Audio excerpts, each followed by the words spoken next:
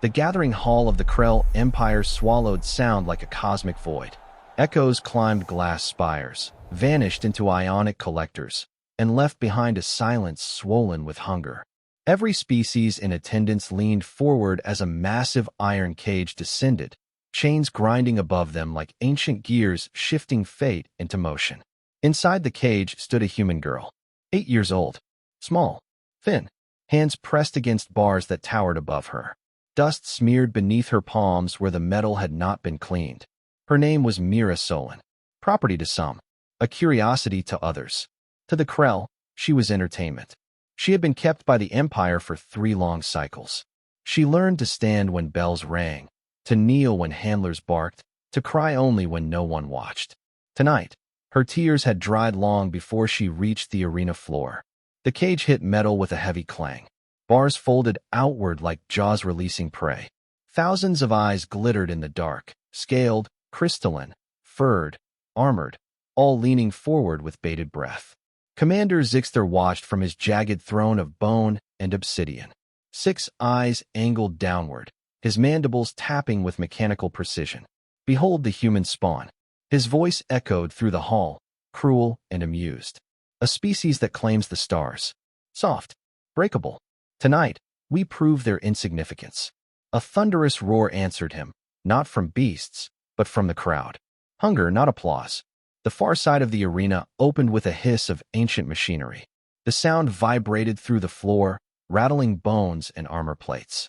Something massive stepped into the light. White fur, glowing like frozen lightning. Eyes burning crimson. A predator sculpted from biology and cruelty. The albino warg. Viral. Engineered by Krell flesh shapers. 47 arena kills. No defeats. A legend made of pain. Mera did not run. The creature approached, claws sparking against steel plating, breath fogging the air in slow, hot bursts. The crowd chanted in a single monstrous voice. Zixter leaned forward. Kill the human. Viral advanced. Mera stared up at him. Her knees shook, her breath trembled, but she did not step back. Instead, she whispered, so quietly the hall's amplifiers strained to catch it. You don't really want to hurt me. The beast froze. Not a glitch. Not hesitation. Recognition. Pain circuits fired through his skull, forcing aggression, forcing obedience. Muscles spasmed under engineered commands. Still, he resisted. The crowd hissed. Why does it hesitate? Has it malfunctioned? Kill her. Mera raised a hand, palm open. Not pleading. Offering. I know you're scared too. The arena went silent. Zixter slammed a clawed fist into his throne. Override the neural chains. Pain detonated inside Viral's brain. He lunged, teeth bared, claws tearing sparks from the floor. The crowd gasped, bracing for blood. But instead of killing, Viral collapsed at Mera's feet. He lowered his massive head until his forehead touched the ground before her. Submission. Choice. Mera placed her hand on his snout. Where she touched, his fur shimmered gold, as though something long buried had awakened beneath his skin. A quiet ripple spread through the hall. Felt, not heard. The kind that bypassed logic and went straight into the soul. Mera spoke softly, but the words carried through the hall like a verdict. No one asked what he wanted. You only asked what he could destroy. Viral curled his body around her, not trapping her as prey, but shielding her like something sacred. Guards moved in, weapons drawn, but stopped when they saw his posture. This was no longer a beast obeying commands. This was a person choosing. Zixter rose, voice cracking with rage. This child is a contagion. Kill them both. Before the order could be carried out, the world shook. Not from the arena, but from orbit. Blue-white streaks split through the sky above the dome. Engines. War signatures. Dozens. Then hundreds. The Krell looked up. The humans had come. A voice crackled through every speaker in the hall. This is Captain Rhea Korin of the Terran Expeditionary Vanguard. We're here for the girl. Stand down or be removed. Gasps rippled across the elite. The Krell expected invasions for territory, for resources, for pride. Not for a child. Not for a beast. Not for mercy. The Terran fleet did not posture. They formed a protective perimeter around the arena, shields shimmering like a wall of starlight. They came not to conquer, but to retrieve what was theirs. In that moment, every species in the arena understood a new and terrifying truth about humanity. Human power was not measured by destruction. Human power was measured by who they refused to leave behind. And in the silence that followed, the galaxy began to change. The guards escorted Mera out of the hall, but she kept looking back at the warlords as if memorizing their faces. Her small boots tapped lightly against the obsidian floor, echoing louder than any child's footsteps should. She did not cry. She did not beg. She simply observed. In the dim transport corridor, one of the guards whispered to the other in a low, irritated rasp. Why do they even want these soft skins? She weighs less than a plasma rifle. The other guard snarled back. Not ours to question. The High Circle says humans have uses. Mera pretended not to hear, but she stored their voices in that quiet mind of hers. Every insult was fuel. Every dismissal was a reminder of what she would one day repay. The door slid open, and she was shoved inside her holding chamber. A small room. Metal walls. No windows. One cot. A single light that flickered like it was dying. The door sealed with a hiss. Silence. She clasped her hands together and breathed slowly, counting her breaths. She had learned to do that on the colony world, back when she still had a family, before the raids, before the Krell banners blotted out the sky. 6 breaths passed before she whispered, barely audible. Mom. Dad. I'm still here. Then she curled up on the cot, pretending to sleep just long enough for the guard's footsteps to fade. Only then did she open her eyes fully, sharp and calculating. Hidden beneath her sleeve, sewn into the fabric, was a tiny metallic shard, no longer than a fingernail, sharp enough to draw blood, or in her hands, pick at seams in the metal. She sat up, turned her back to the door, and began scraping at the wall panel where the power conduit should be. She worked slowly, silently, not trying to escape yet. No, she needed to understand this place first. She needed to survive long enough to strike back. Hours later, the footsteps returned, but these were different, heavier, slower, and accompanied by mechanical servos. Someone important. The door opened. A towering figure entered, adorned in deep crimson armor. Not a guard, not a handler, a commander. His presence filled the room like a storm front. Mera froze and returned to the posture of a scared, harmless child. He stepped closer. His eyes, nested between rows of mandibles, studied her with unnerving precision. You are the Terran child the warlords called Mera Solen. She nodded slowly. He lowered himself, joints clacking. I am Commander Zixter of the 7th Fleet. You are to perform again tomorrow.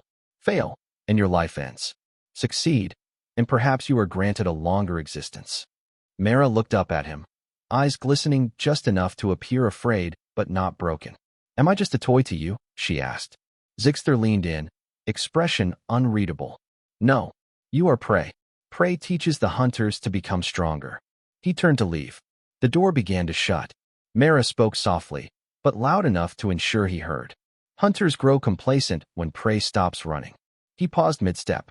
He did not turn back, but his mandibles tightened before he walked away and the door sealed once more. Mera exhaled slowly. She hadn't meant it as a threat. Not yet. But she could feel it, the shift. The first spark of fear. The first doubt in their minds. The first step towards something that would one day become legend. In the dark, she whispered again, this time not to her parents, but to herself. I won't run forever. Then she continued scraping at the wall, now with renewed purpose. The beginning of the end had already started. The next cycle began with screaming. Not hers, never hers. The arena shook with the roars of thousands of Krell spectators as the gates opened and Mera was pushed out into blinding light. Her small form looked even smaller against the towering pillars of obsidian and bone that ringed the arena. The sky above was an artificial dome projecting simulated storms, each crack of thunder amplified to shake the senses of prey. The crowd jeered. Some threw scraps of metal and broken blades toward her as offerings to the hunters. On the opposite end, the gate opened again. A beast lumbered out, 12 feet tall, 6 serrated limbs, plated exoskeleton glistening under the stormlight. A Rakthul war beast, bred for slaughter and conditioned to taste fear. Mera's pulse quickened. She had no weapons, no armor, no chance. At least, that's what they wanted to believe. The creature roared and charged. Mera ran, not out of fear, but calculation. She sprinted toward a fallen shard of metal, slid on the sand, grabbed it, and pivoted. The creature's claws swept past, missing her by inches, throwing sand in a violent spray. She stumbled and rolled, deliberately, to make the crowd think she was scrambling. They loved that. It made them underestimate her next move. The creature lunged again, mandibles cracking. She dove beneath it, slashing upward with the shard. The metal scraped uselessly against armor, but that wasn't her target. She cut through the tendon at the joint of its third limb. The beast shrieked and collapsed to one side, its balance broken. The crowd hushed. Mera rose slowly, chest heaving, shard dripping with dark fluid. She stood not like prey, but like a predator learning its first kill. The warlords leaned forward, intrigued. Commander Zixter watched from the observation deck, mandibles twitching with something close to respect. The beast tried to rise again. Mera approached it calmly, shard raised. Then she stopped. She looked up at the stands, directly at the warlords watching, and dropped the shard onto the sand. She refused to kill. The crowd erupted in outrage and confusion. The beast thrashed weakly behind her, crippled but alive. A nearby warlord slammed his clawed fist on the railing. Finish it. She must prove her worth. Zixter raised a hand to silence him. His gaze remained locked on Mera. She spoke without shouting, yet her voice carried. You don't want strength. You want slaughter. But strength isn't killing what wants to kill you. Strength is knowing when you don't have to. The arena didn't understand her words, but they understood her defiance. The beast lay writhing. Mera turned her back to it and walked toward the exit gate. For a moment, she expected them to kill her on the spot. Instead, the crowd slowly shifted from outrage into something unexpected. Curiosity. Zixter finally spoke, voice amplified across the arena. Bring the child to me. The guards rushed in, grabbing her arms and dragging her away. She did not resist. She had achieved what she came for. She made them watch. As she was escorted out, she whispered to the guards again, not for them, but for herself. Prey doesn't stay prey forever.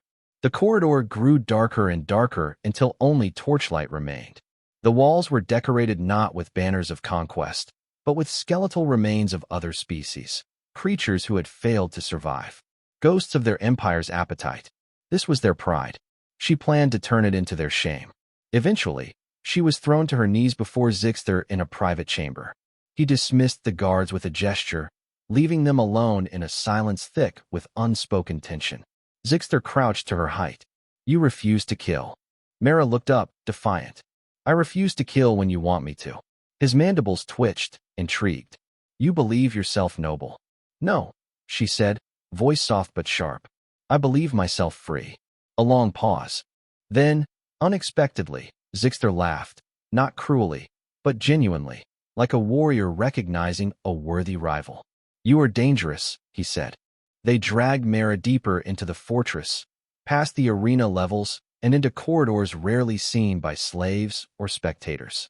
The architecture shifted from brutal stonework to reinforced alloy, humming faintly with energy fields. This was not a place for entertainment. This was a place for war. The final door opened, and she was shoved inside a circular chamber surrounded by towering holographic displays. Each showed star maps, fleet routes, and species classifications. The air smelled of ozone and machine oil. This was a war room. At its center stood a table displaying a simulation, a projection of a Terran convoy under attack by Krell raiders. Human vessels exploded in streaks of fire and vapor as the simulation looped. Zixter entered behind her. Mera stared at the projection, breath tense. Those ships were like the colony vessel she had been taken from. She forced herself not to break. Zixter spoke calmly. These vessels attempt to flee our territory each cycle. Weak. Predictable. We destroy them easily. He tapped a control pad, and the simulation reset. This time, he continued, you will advise them. Show me what your kind would do differently. Mera blinked, confused. Why ask me? Because you think like prey, he said. And prey that survives becomes the most dangerous of all. She approached the hologram cautiously. The ships repeated the same fatal maneuver, retreating in a tight formation toward a nebula where Krell ships ambushed from all angles. She studied their desperation, their panic, their predictable attempt to flee in a straight line. She whispered, they shouldn't run together.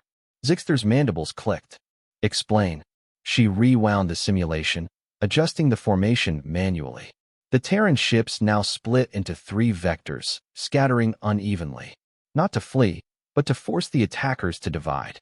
If you force the hunters to choose, she said, tracing the paths with her finger, they spend time deciding, not killing. Time is life. Time lets the weak survive. And the smallest ships should break formation entirely and hide energy signatures here. She pointed to asteroid debris drifting near the nebula, so they can regroup after the attackers commit. Zixter watched closely, not dismissive, not mocking, studying. He restarted the simulation. This time, Krell's ships lost the advantage. They could still destroy the convoy, eventually, but casualties rose sharply. The outcome was no longer effortless, no longer guaranteed. Zixter stood silent for a long moment. You would cost us victories. Mera met his gaze. You would cost us existence. He looked down at her, this small, fragile creature, and saw something he had never seen in prey before. Strategy. He leaned closer. Where did you learn these tactics? She swallowed hard. My father used to say humans don't win by being strong. We win by being impossible to predict. Zixter pressed a claw to the control panel. The holograms shifted to a new simulation. This one labeled classification, extinct. The image showed another species, proud and tall, now erased from the galaxy. The Veil once said something similar, he said quietly. What happened to them? Mera asked. We learned to predict them. Silence stretched between them like a blade. A chime echoed in the chamber. A comms feed opened, projecting the face of a high-ranking Krell warlord. Commander Zixter, the voice thundered. You are summoned. The High Circle demands a report on the human's usefulness. Zixter responded without looking away from Mera. She is more than useful. She is instructive. The warlord hissed. She is still prey. For now, Zixter replied. The comms channel cut out. Zixter turned to her again. You understand what happens to prey that teaches hunters to adapt. She nodded. It becomes hunted by both. He nodded once. An acknowledgement, maybe even respect. Prepare yourself, he said finally. The warlords will test you soon. Not with beasts. With something far worse. And what's that? She asked. He stepped toward the door, pausing just long enough to let his answer land. Other humans. The door shut behind him, leaving Mera alone with the shifting stars and the terrible implication that her greatest threat might not be aliens, but the broken pieces of her own kind. She sank to the floor, fists trembling, not from fear, but from the crushing weight of decisions to come. If she refused to fight, she would die. If she fought, she might kill her own. And if she survived, she might become something neither side was ready for. In the dark, she whispered the promise again. I won't run forever. The war room lights dimmed, and the simulation continued looping, ships dying again and again, until she finally stood and began planning a way to stop the dying entirely. That was the moment the galaxy's greatest rebellion was born, quietly and unseen, in the heart of its strongest empire, in the mind of a child no one believed in. A cycle later, they came for her again. She expected guards. Instead, the door opened to reveal a single figure, tall, human, wearing the uniform of a Terran colonial militia. His boots were scuffed, armor dented, eyes hollow with exhaustion. 2 Krell guards stood behind him with shock swords pressed to his back. Mera's heart stopped. Another human. He looked at her with disbelief, voice breaking. A kid? They brought a kid here. The guards shoved him forward. Mera stepped back, fists clenched. The lead guard clicked his mandibles. You will fight. He resists. You survive. The man shook his head violently. No, I'm not fighting a child. Do you hear me? I'm not doing this. The guard activated his shock sword and pressed it against his spine until he fell to his knees, teeth grinding in pain. The Krell took pleasure in the agony, but Mera stepped forward, placing herself between the blade and the man without thinking. The guard froze. Zixter entered from the shadows, observing. The guard bowed. Commander, the challenge is prepared. Should we begin? Zixter stared at Mera, not the soldier. Tell me, child, he said. Do you still refuse to kill? Mera didn't answer. Her throat felt dry. The man behind her slowly got to his feet, gripping her shoulder gently. Kid, he whispered. Don't let them use you. I'm already dead either way. Don't let them turn you into. He didn't finish. The guard shoved him forward into the center of the chamber, lowering the energy barrier around them to form a circular arena. The man sighed, defeated. If you don't fight, they'll kill us both. Mera stared at him for a long moment. Then she shook her head. I'm not your enemy. He closed his eyes like he wanted to believe that, but couldn't afford to. Zixter signaled to the guards. Begin. The room sealed. The barrier crackled.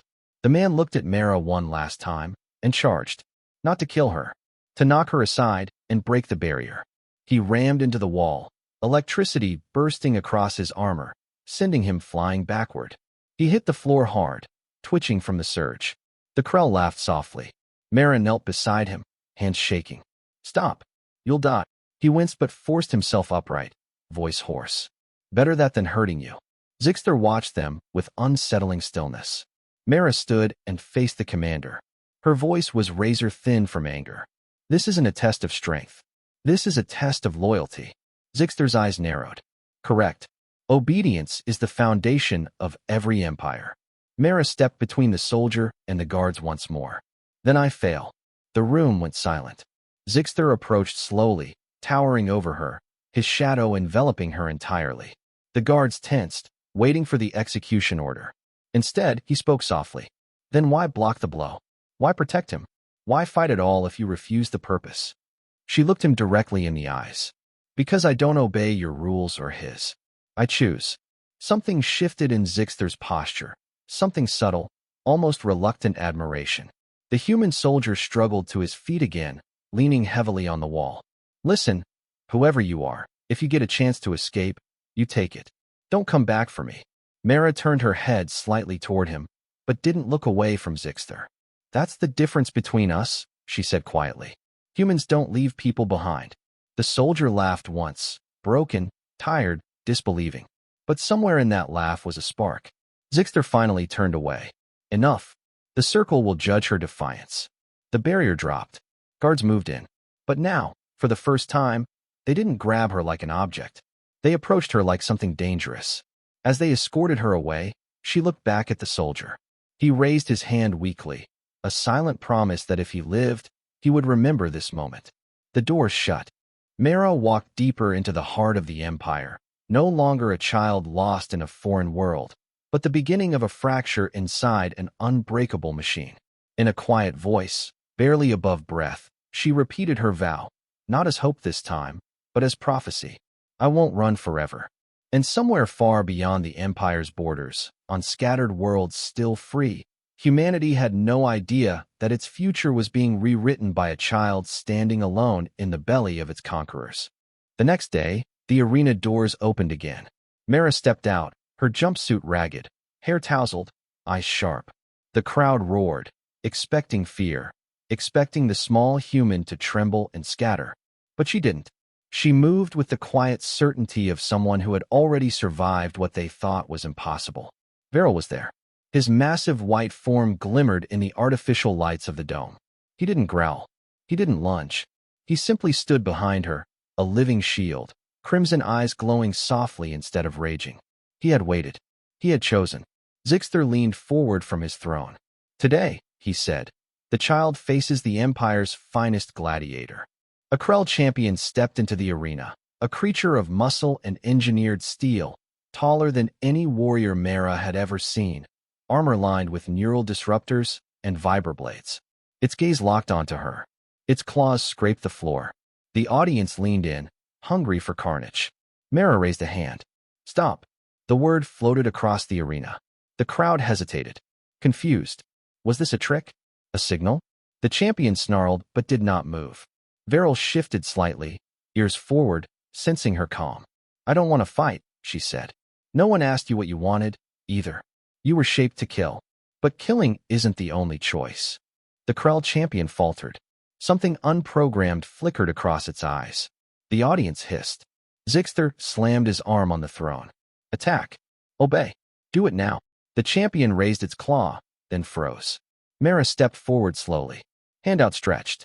Her small presence contrasted with the massive creature, yet somehow dominated it. You don't have to obey, she whispered. You're more than what they made you to be. Veril growled low, not in anger, but as if to echo her words.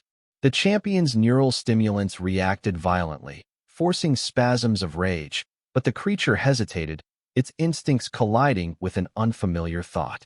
It could feel her, even from across the arena. Zixter bellowed orders, spittle flying. The champion lunged forward, then skidded to a halt, as if restrained by invisible chains. Its claws trembled.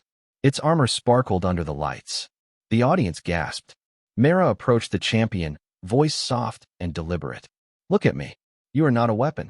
You are not their toy. You can choose. You can stop." The champion's head tilted. Its breath came in shallow bursts. Veril stepped closer, brushing his massive side against Mera's legs, a silent promise of protection. Something remarkable happened.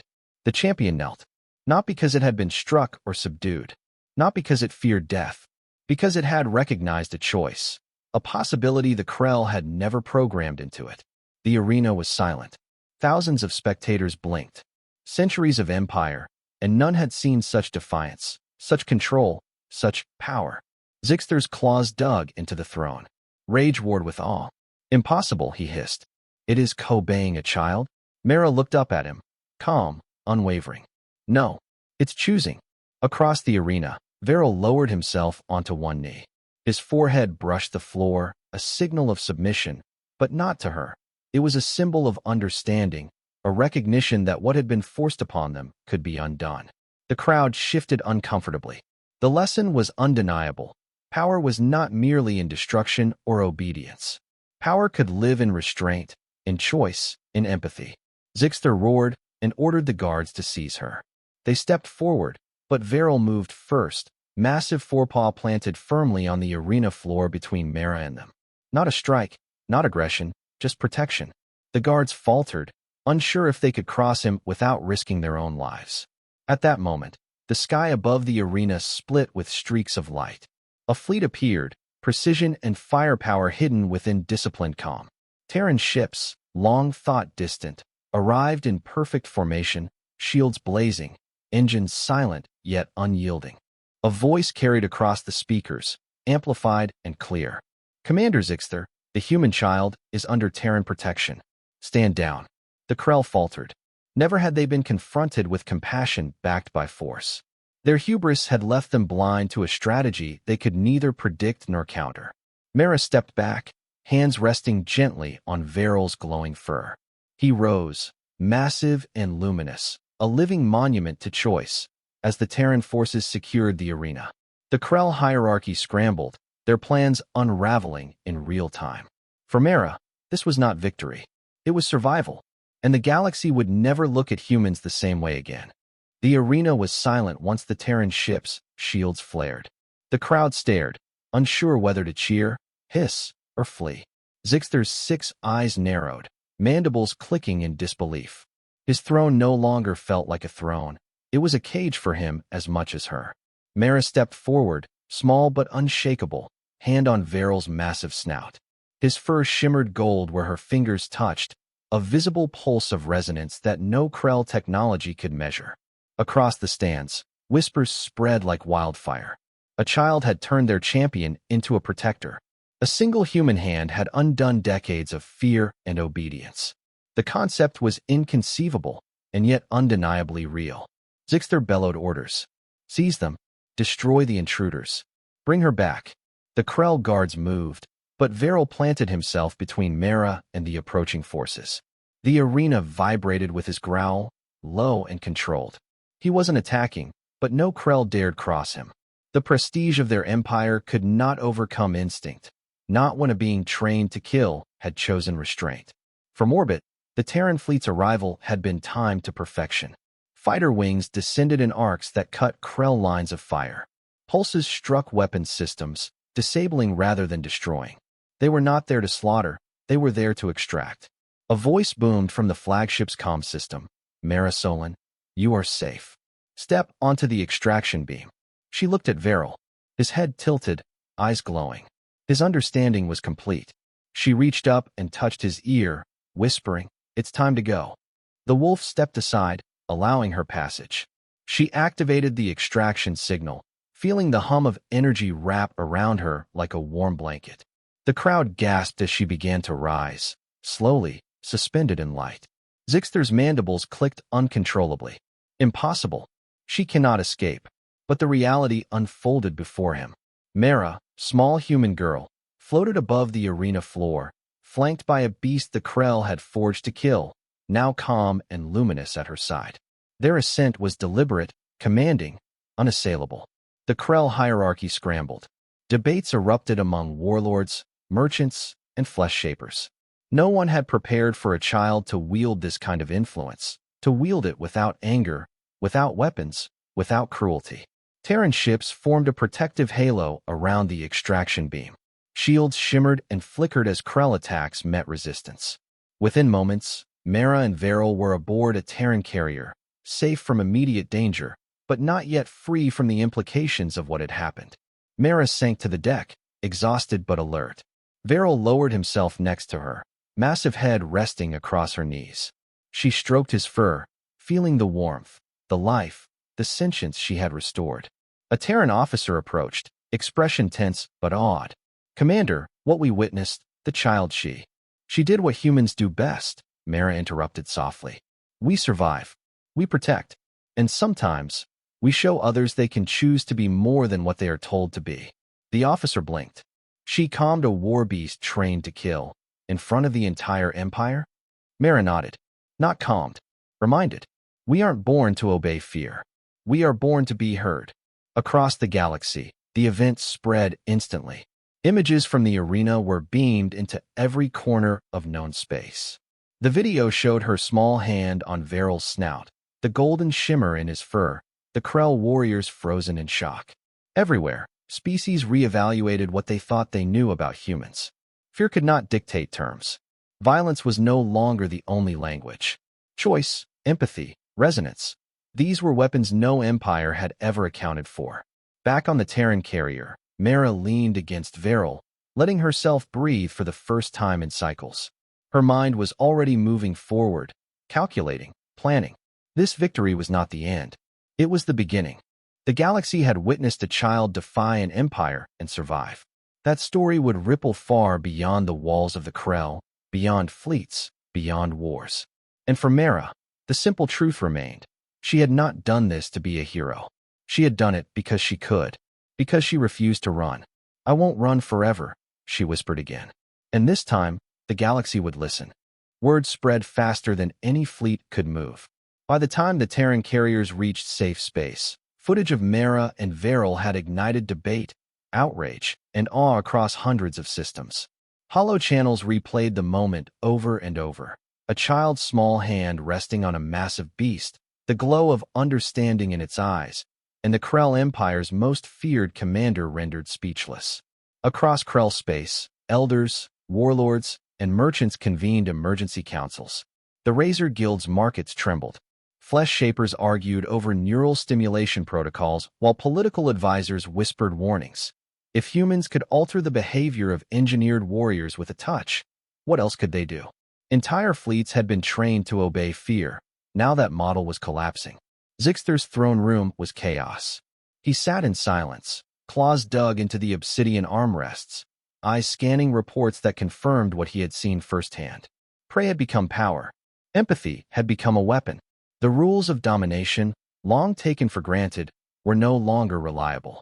Meanwhile, Mera sat on the deck of the Terran carrier, her legs dangling over the edge of the observation viewport.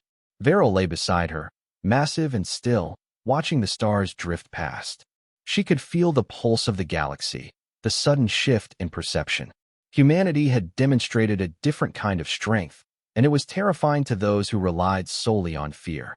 Admiral Rhea Corran approached, expression measured but impressed. "You realize what you've done?" Mera shrugged. "I didn't plan it. I just did what I had to. He could have hurt me. I just reminded him he didn't have to." Rhea studied her. Most humans would have run. Most would have screamed. "You stopped a beast and made the galaxy watch." Mera nodded. "It's not about making them watch. It's about showing them there's a choice." Orders came from the bridge. The Terran fleet was now in full orbit around Krell space, but not as invaders. Escort and extraction only. Humanity was demonstrating restraint, discipline, and capability simultaneously. It was a subtle yet undeniable statement. They could wage war, but they did not need to. Back on Krell worlds, descent began. Warlords who had thrived on conquest and control questioned their methods. Military advisors argued over whether the so-called resonance could be suppressed or weaponized. Merchants feared loss of market dominance if the precedent spread. Families whispered in corridors, if one human child could calm a war beast, what else could humanity accomplish if left unchecked? Mera, unaware of the political ripple effect, simply sat with Veril, brushing his fur and speaking softly. You didn't have to hurt anyone, she murmured. And now, no one has to. Veril shifted slightly, the gold sheen across his fur catching the light of distant stars. He wasn't just a creature of brute force anymore. He was a symbol, and Mera knew it. Even if the galaxy wouldn't fully understand yet. By the time they reached a safe Terran colony, governments, media, and scholars were all abuzz. Ethics panels debated neural conditioning. Military tacticians theorized new strategies for conflict resolution. Propaganda offices scrambled to interpret a moment that defied all precedent. Mera stepped off the carrier, still small, still human, still a child. Veril followed, massive and imposing, yet gentle. The cameras caught every step. The galaxy's lens was upon her, but she didn't flinch. She simply walked forward, letting the simple truth of her action resonate louder than any words could. For the first time in cycles, Mera smiled. Not triumphantly, not arrogantly, but simply. She had survived. She had protected. And unknowingly, she had begun to teach the galaxy a dangerous, unforgettable lesson. That power could come from understanding, that strength was not always in force, and that even the smallest hands could reshape empires. News of the arena spread faster than any Krell military could intercept. Holocoms and data networks lit up with the footage of Mera's small hand on Veril's snout, the glowing gold of his fur, and the stunned faces of the Empire's elite. Scholars, diplomats, and traders all watched, each interpreting the act through their own lens. The Krell Empire, accustomed to unquestioned obedience, began to unravel in subtle ways. Warlords who had never questioned their dominion found themselves doubting their own instincts. Generals argued in private. If a child could alter the behavior of their deadliest weapon, could an entire population be persuaded the same way? Zixter's authority crumbled, not because he had been defeated in combat, but because he had miscalculated a fundamental law of life. Fear alone could not bind a sentient being when choice existed. Advisors whispered that one small hand had undone decades of conditioning and bloodshed. On Terran worlds, Mera became an icon almost overnight. Reports called her the girl who tamed the Empire's fiercest wolf, but she insisted she had only done what she had always done: protect and survive. Scientists studied the golden sheen in Veril's fur, attempting to map it to neurological responses. Philosophers debated whether empathy itself could be codified. Military tacticians analyzed the arena footage for hours, searching for insights into human unpredictability. Veril, once a weapon, now followed Mera everywhere. He learned to walk calmly among humans, tolerate medical examinations, and remain a living monument to choice and restraint. The creature that had struck terror into the galaxy now inspired awe, quietly teaching those who observed him that power could be wielded without violence. Mera, though a child, began to understand her influence. Every word she spoke, every gesture she made, resonated far beyond her comprehension. She wasn't trained for diplomacy or strategy, yet the galaxy responded as if she were. Meanwhile, Zixter faced scrutiny unlike anything he had ever known. The High Circle convened emergency sessions to determine whether he had failed his empire. Some argued for his removal, claiming his inability to predict human behavior revealed weakness. Others suggested harsher punishments for the Terran intrusion, but even they could not deny the precedent Mera had set. The Krell Empire's systems began to fracture. Merchants feared loss of control over trade routes and gladiatorial games. The Razor Guild calculated the potential collapse of entire markets. Governors hesitated to enforce old laws, uncertain how the citizens under their rule might respond to the idea that obedience could be challenged without immediate punishment. Terran diplomats moved carefully, broadcasting messages of restraint and ethical governance. They demonstrated the rescue as an example, not of conquest, but of the power of choice, compassion, and strategic restraint. This quiet, Disciplined influence began to shift alliances, even among species who had once feared humanity. Mera watched the world respond from the quiet of a Terran carrier, brushing Veryl's fur. She felt the weight of every eye upon her, yet she remained herself, small, human, and focused. She whispered to Veryl, "They're learning. Slowly, but they're listening." Veryl nudged her hand with his massive nose, a gesture of understanding. Together, they had survived the arena. Together, they had altered the course of an empire. And together, they would continue to teach the galaxy a dangerous, unforgettable truth. That power was not just the capacity to destroy, but the capacity to change hearts and minds. Months passed, and the ripple of Mera's actions expanded. Systems once loyal to the Krell began to question their masters. Governors hesitated to order executions or gladiatorial trials, unsure if the precedent set by one human girl could ignite rebellion. The Razor Guild scrambled to recalibrate markets, realizing that engineered violence no longer guaranteed control.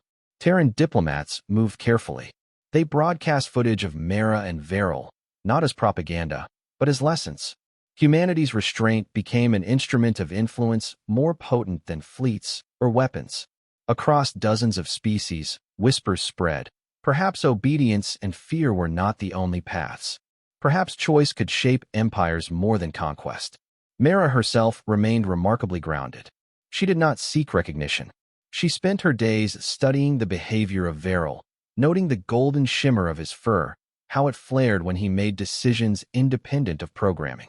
She realized that the resonance, the effect she had triggered, was not magic. It was awareness, empathy, and recognition. A being, no matter how conditioned, could respond to being truly seen. Zixter, meanwhile, struggled to contain the unraveling of his authority. The High Circle debated whether to punish him, exile him, or force him into retirement. None of their traditional levers worked. Every attempt to demonstrate control against the humans failed because the galaxy had witnessed an undeniable truth. Fear alone could be defied. In the quiet of the Terran carrier, Mera spoke to Veryl. "They think it's impossible to change the Empire. They think one child can't shift centuries of rule. But they're wrong. Not because of me. Because of choice." Veryl leaned his massive head against her shoulder, eyes soft and glowing. He had become more than a companion. He was a living symbol, proof that conditioning could be undone and that force alone could not dictate action. As the Terran fleet moved through Krell space, their presence was subtle but commanding. They did not attack, they did not provoke. They protected, and the mere knowledge of their approach forced Krell commanders to hesitate. Orders that once would have been absolute now faced delay and scrutiny. Fear was no longer sufficient. The possibility of human intervention, tempered with restraint, demanded consideration. Reports began to circulate of systems quietly breaking from Krell rule, not through war, but through demonstration. Local leaders, inspired by the arena footage, refused to sanction cruelty. Trainers of war beasts paused in their work, realizing that obedience could not override understanding. Even among Krell warriors, small acts of defiance appeared: a lowered claw, a hesitation in following an order, a fleeting glance at what might be more than obedience. Mera understood the danger in her influence. If misused, it could spark chaos. If ignored, it could be suppressed. She did not wield it for herself. She simply chose to survive, to protect Veryl, and to honor the principle that had guided her through captivity. Empathy was not weakness. And slowly, imperceptibly at first, the galaxy began to shift. Conversations changed. Treaties were reconsidered. Ethical oversight committees formed. The resonance she had triggered in Veryl was now a metaphor for a greater truth. The strongest chains were not forged in steel or fire, but in the obedience of sentient beings. Break the chain of fear, and entire systems began to breathe differently. Mera walked across the deck of the carrier, Veryl at her side, golden fur catching the starlight. She was small, human, and only 8 years old, yet the galaxy had already begun to listen. Her hand, once pressed to a beast's snout in an arena of death, now symbolized a different kind of power, the quiet, relentless insistence that life, every life, had the right to choose. Years later, the Krell Empire had not collapsed, but it had changed. Not every warlord adopted compassion, and not every governor abandoned cruelty, yet cracks had spread through the systems like veins of light. The phrase Mera's hand had become a shorthand across the galaxy for subtle but undeniable influence, a single act capable of unraveling centuries of fear. Mera, no longer 8 but still small in frame, walked beside Varel on a quiet plateau of a Terran colony. The wind tugged at her hair, the stars above stretching endlessly. Varel, massive and luminous, moved silently at her side, a living monument to choice and understanding. Holocoms replayed her story endlessly. Children on distant worlds asked about her, scholars debated her methods, politicians considered the implications. Yet Mera had grown cautious. She refused to be a tool, refusing offers to militarize her resonance or replicate it artificially. "We weren't made to be tools," she said once in a broadcast watched by millions. "We learned to care because we needed each other. If you make it into a trick, it stops being care." The Krell, meanwhile, faced internal revolt and ethical reconsideration. Zixter's career ended not with his death, but in disgrace. His authority diminished because he had underestimated the simple, terrifying power of choice. Other warlords stepped forward, claiming to embrace a new era of understanding, though some secretly doubted. The Empire had shifted, its rigid foundation shaken, because a human child had refused to play by its rules. Mera and Varel became quiet figures in the movement. They did not command fleets or dictate policy. They walked among the people, listened, taught, and demonstrated that force could be met with understanding. The resonance they shared, the bond between human and beast, spread not as a weapon, but as an example. In classrooms, on riversides, across plains and mountains, children and adults reached out to living creatures, learning to listen, to calm, to connect. Empathy became a practice, not a theory. Terran diplomats used the story to reshape interspecies treaties, emphasizing dialogue and choice over coercion. Mera often recalled the moment in the arena when Varel's eyes had softened, when a creature bred for destruction had knelt before her small hand. That single act had changed her, and the galaxy, forever. Varel rested his massive head on her lap as she whispered, "We did what we could. The rest is practice." And somewhere, in the corridors of the Krell Empire, in council chambers and training halls, warlords whispered of the child who had undone what no army could, of the wolf who had refused to kill, and of a galaxy that had glimpsed a new possibility. Fear alone no longer ruled. Choice, empathy, and the resonance of a small hand had rewritten the rules. Mera looked up at the stars, small but unwavering. She had survived, she had protected, and she had taught. The galaxy would never forget. Her story became legend not for heroics or war, but for proving the most human truth of all, that the smallest hands, acting with courage and care, could change everything.